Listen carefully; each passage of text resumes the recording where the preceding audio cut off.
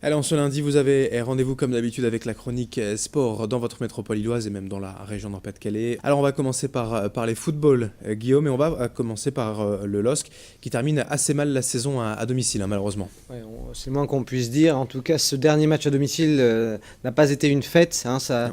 les Lillois n'ont pas régalé leurs supporters.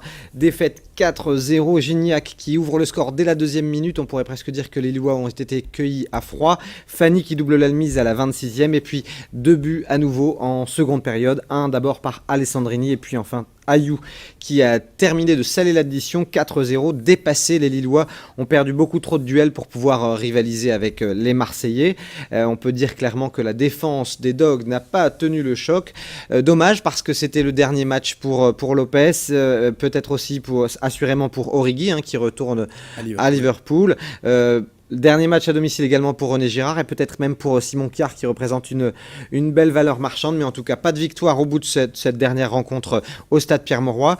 L'OM, on l'a vu, possède des qualités offensives qui ont même souvent manqué au LOSC cette saison.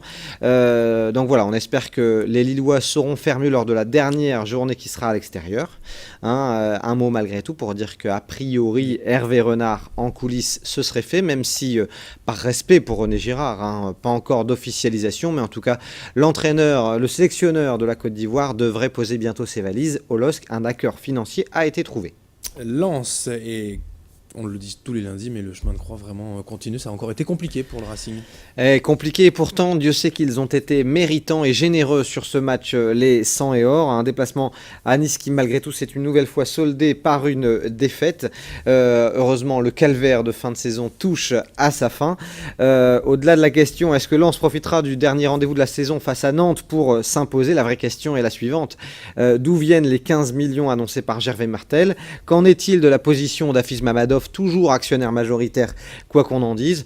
C'est un petit peu là que se trouvent les interrogations et puis les prochaines semaines devraient nous apporter des réponses. Mais c'est vrai que ça reste encore assez trouble, tout ce qui entoure le Racing Club de Lens. Un mot de Ligue 2 également avec Valenciennes qui continue de jouer avec le feu. Ah ouais, clairement, alors là, Valenciennes joue avec le feu, Valenciennes joue avec Nonner, qui était en déplacement à Sochaux, les Valenciennois qui ont concédé le match nul, un but partout. Valenciennes qui a mené un but à 0 de la 28e à la 62e, qui pendant tout ce temps-là était donc maintenu en Ligue 2. Malheureusement, les Sochaliens ont réussi à égaliser. Dans le même temps, Orléans a perdu à Arles-Avignon, mais Ajaccio a fait match nul à Nîmes. Résultat, Valenciennes reste à portée d'une très mauvaise surprise.